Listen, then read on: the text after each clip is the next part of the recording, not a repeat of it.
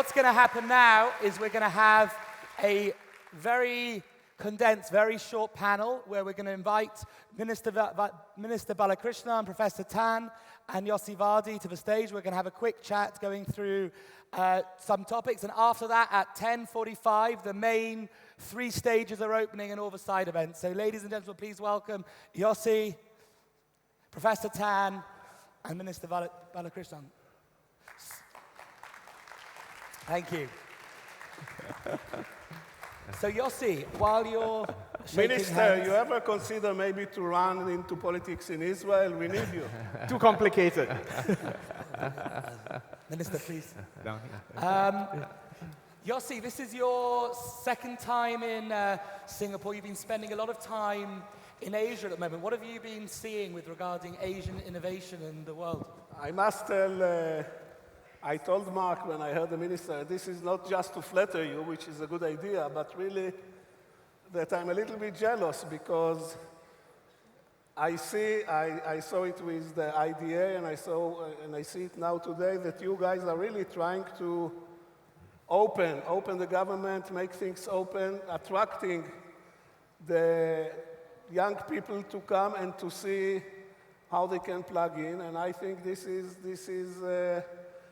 a privilege. I think it's a privilege maybe of small nations. I think to march big troops to do it, it's difficult. But in countries like Singapore and Israel and some other smaller country, I think this is really being nimble and fast give you advantage of being big and slow. And I can say it from my own personal perspective. Thank you. Minister, I saw recently from Facebook, you came back from a trip to Israel and you were looking at, you've been in Silicon Valley, you know, your new role as foreign minister of traveling around. What lessons have you seen from your role as foreign minister with traveling and seeing these innovation hubs, and what you think these can be applied to the local ecosystem here, the local innovation community? Well, I think the first thing I discovered was that we can't be Silicon Valley. The unique features, long history of academia, applied technology, smart money, and wonderful weather created this unique ecosystem, which I believe is not easily replicable in any other part of the world. Similarly, if you go to Israel, because of the existential challenges that Israel faces and the way smart minds are brought together, hothoused, to come up with innovations to deal with existential challenges, creates a very fertile, almost frantic rate of innovation. And if you the key thing about Singapore is that we believe we have to be realistic. Right? So if I told you we're going to be Silicon Valley tomorrow, you wouldn't believe me. If I told you we're going to be Israel tomorrow, that's not workable either.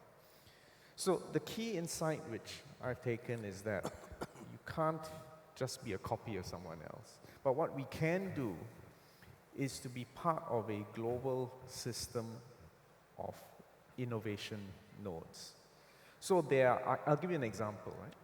So there are technologies that are being invented in Israel, which are being prototyped or developed in Silicon Valley. But we can be the first place where it's actually rolled out on the road in real life, and we will solve the policy and regulatory and licensing regime. So the example of that will be autonomous technologies, autonomous vehicles.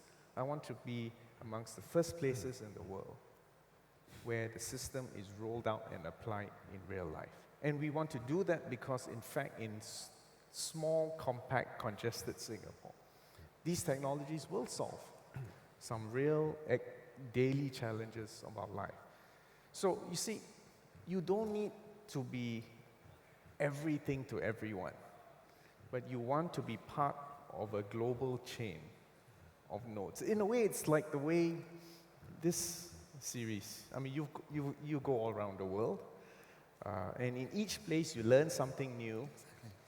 You adapt it to the next place. And I think if Singapore can continue to be on that global chain of innovation nodes, we'll be all right.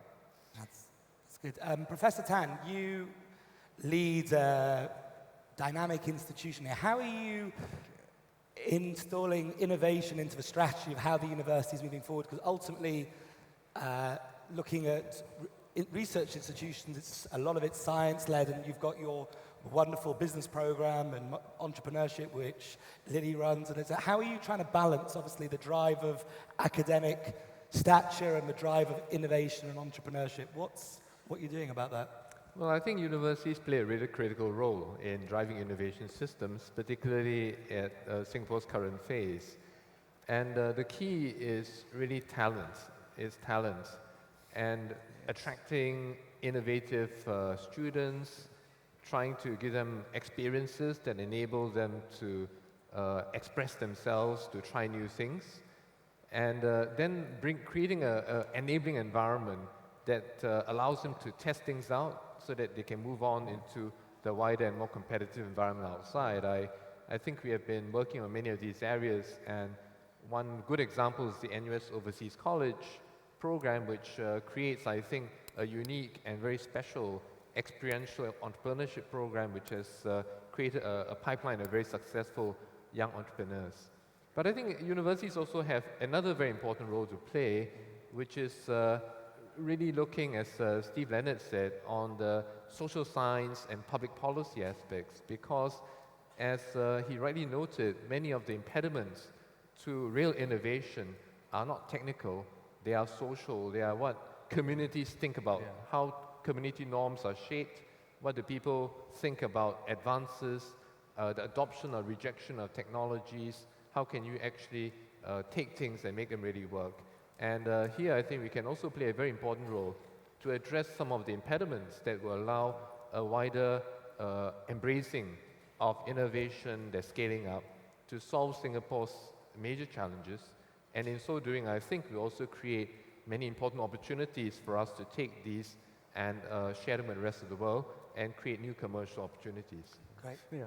No, that's why I want the point about the regulatory sandbox, that you will have a safe, conducive environment to germinate your ideas, to start up, and to grow. And we only regulate you when you become successful. That's the promise. Daniel, I would like to put a light on the social phenomena which is now swiping the whole world, and we see it also in Singapore and maybe even more dramatic. We have to remember that this device, the smartphone, is less than 10 years, which means that only in the last 10 years, everybody in the world, or everybody who is connected in the world, almost everybody in the world, began to realize the power of connectivity, of having computing power in his pocket.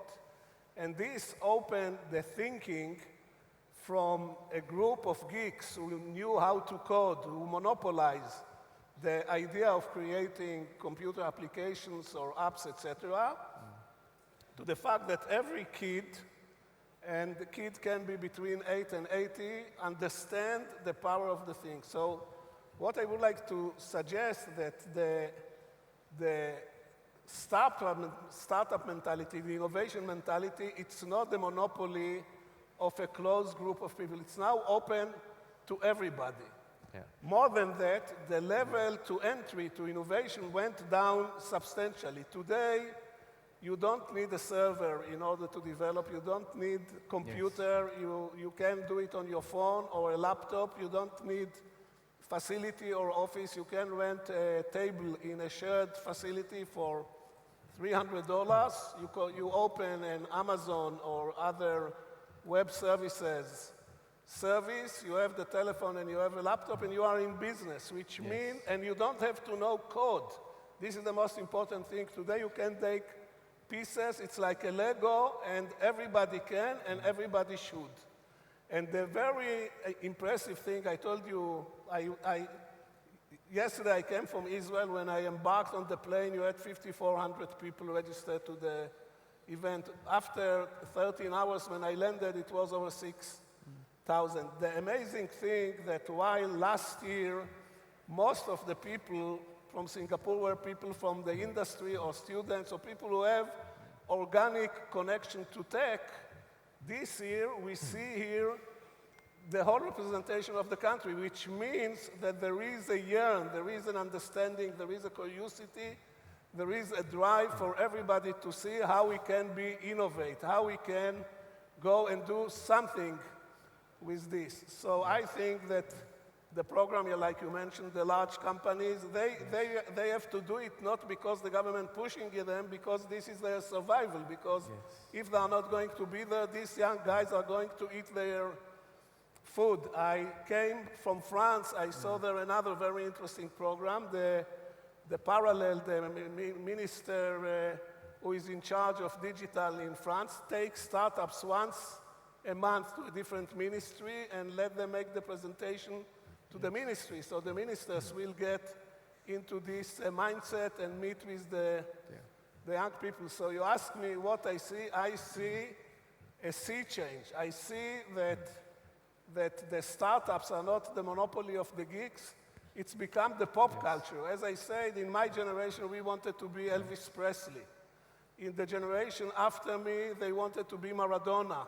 Today, everybody wants to be Mark Zuckerberg. And it's in their reach if they set up their mind to do it. And it's very encouraging to see that the government is really going out of its way in order to empower it. You know, we have a joke in Israel, you know, that there are 3 lies. One is the check is in the mail, and the third one, I'm the government, I'm here to help. But maybe in Singapore it's different, I don't know. No, we're really here to help. I think, Yossi, and to get out of your way.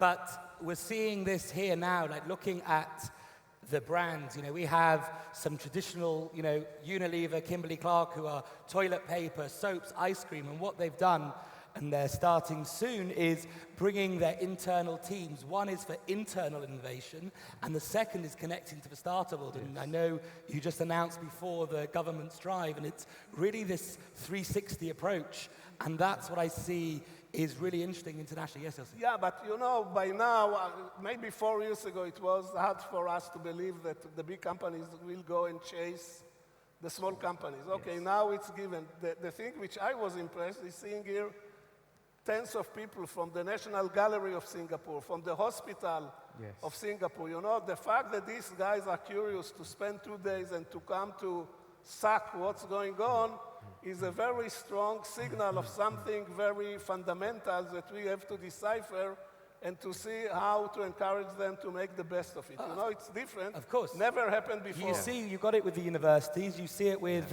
Jacqueline's new role with growing the whole, linking the whole startups and government together. I mean, but this is a phenomenon in a way. But Professor Tan, I think the environment is really, moving very quickly and is very conducive. But I think I want to come back to Yossi's point, which is that the barriers to entry are much lower around the world, and therefore we have to think very carefully about differentiation. So we can differentiate ourselves, as the Minister says, by creating a very enabling environment, by being a well-connected node.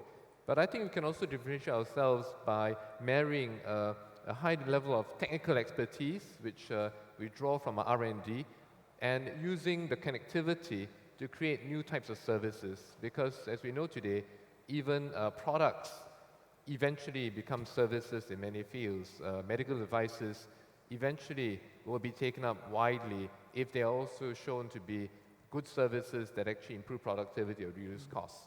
And through this, I think we can make use of the very high level of research expertise in Singapore, make use of the environment, but create products and services that can transcend the limitations of our small market size and geographical size. Right, I'm getting black looks from Matt Godfrey that we're running out of time for his panel. So I want to do a very quick fire last round. in next year when we're sitting here, and we won't talk about the numbers, I don't want to get too far ahead of myself, what do you think will be happening in the innovation? What do you think is going to be, I mean, Yossi, from your side, maybe we're keen to see where do you think we'll see from the tech side, Minister, from what you've seen with the government, and yourself from researching, what do you think we'll be looking at over the next 12 months? You are speaking about areas or social? General, the theme innovation, are we going to be seeing more? Okay, I will try to do it quick for the sake of time. I will talk about two things. Number one, areas of interest. The Minister mentioned two very important. One is Internet of Things, the 100 million endpoints which have to be managed and architectured, and it will require a whole new way to architecture large systems because we never dealt with so many endpoints. And the connected car and health, you actually mentioned the health. So these are three of the major areas. FinTech is another one which you also mentioned. So these are, and the robot you mentioned and artificial intelligence, actually you mentioned most of the most important areas which will open lot of opportunities. I would like again to think that in my opinion, the sea change is the social underlying force, which is totally different than what it was 10 years ago or 5 years ago. It's now every young person see the thing as part of his lifestyle. It's not anymore the geeks, it's not anymore the technologists, it's not anymore the monopolists on writing codes. Now every kid, whether if he has a phone, he has an idea how to make an application which will revolutionize the world. If we will find a way to enable only 5% of these kids to go and try their ideas, we are going to have a totally different world, especially important that it's come from a whole new genetic, social genetic, cultural genetic thing. People which are not engineers, people which are not technologists. You know, a guy from the art or the guy from health is coming with his ideas against the technology. We are going to see amazing developments popping up. Great. Minister. Well, the next 12 months, Jacqueline has to deliver on the Internet of Everything in Singapore. No pressure there, Jacqueline. I hope we will see some interesting startups in artificial intelligence and robotics. I hope to see some breakthroughs in security, in healthcare, in congestion, in quality of life. And finally is what Yossi mentioned. It's really the democratization of technology, that everyone has access to it.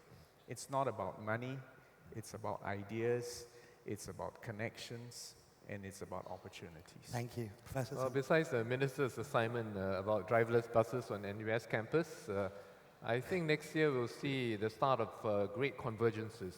Yes. What I mean is that today we have actually many ground-up activities. You know, it's very exciting. It's that part of our phase of development. But with the development of more demand-shaping, architected demand, sandboxes, regulatory test beds, we will start to see, I think, a lot more convergences of startups, research players, big companies, and also different types of disciplines and technologies. And I think that would mark a very new and very different inflection point for innovation in Singapore, because once we get those convergences, then we'll get scale, we get power, and we get the excitement that will bring many young people and also people from overseas. So I think that in the next 12 months, we will start to see many very productive and exciting convergences. Great. Thank you. Yes. Thank you very much. Matt, great. The stage is yours. Thank you very much. Thank you. Thank you. Thanks, Becky. Thank you to our panelists for their condensed talk.